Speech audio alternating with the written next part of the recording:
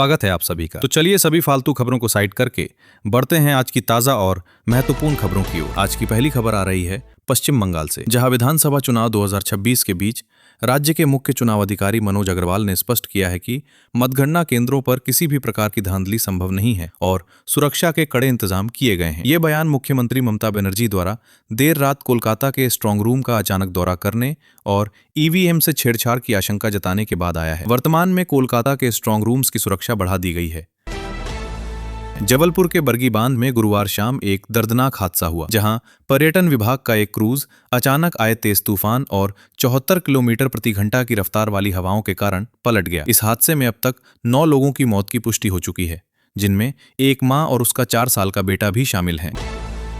भारत में commercial LPG cylinder की कीमतों में 993 रुपए की भारी बढ़ोतरी हुई है, जिससे दिल्ली में 19 किलो वाले सिलेंडर की कीमत 3071 रुपए 50 पैसे तक पहुंच गई है। कांग्रेस पार्टी ने प्रधानमंत्री मोदी को इन्फ्लेशन मैन कहते हुए आरोप लगाया है कि चुनावों के तुरंत बाद जनता पर यह चुनावी बिल थोपा गया है। राहुल गांधी ने कहा कि पिछले 3 महीनों में कीमतों में 81% का उछाल आया है, जिससे छोटे व्यवसायों और आम थाली पर बोझ बढ़ेगा। हालांकि राहत की बात यह है कि घरेलू एलपीजी सिलेंडर 14.2 किलो की कीमतों में कोई बदलाव नहीं किया गया है।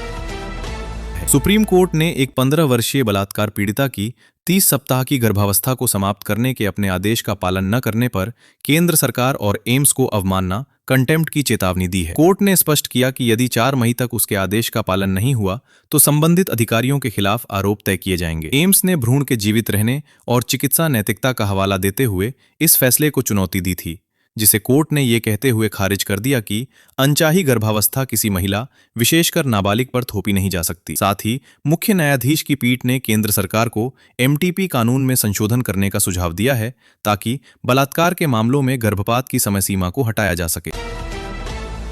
सरकार कर्मचारी पेंशन योजना EPS 95 के तहत न्यूनतम मासिक पेंशन को 1000 रुपए से बढ़ाकर 7500 रुपए करने पर गंभीरता से विचार कर रही है। यदि इस प्रस्ताव को मंजूरी मिलती है तो यह पेंशन भोगियों के लिए 650% की ऐतिहासिक वृद्धि होगी। रिपोर्ट्स के अनुसार EPFO पेंशन निकालने की प्रक्रिया को आसान बनाने के लिए ATM विड्रॉल की सुविधा शुरू करने पर भी काम कर रहा है। तो मिलते कल सुबह सिर्फ महत्वपूर्ण खबरों के साथ।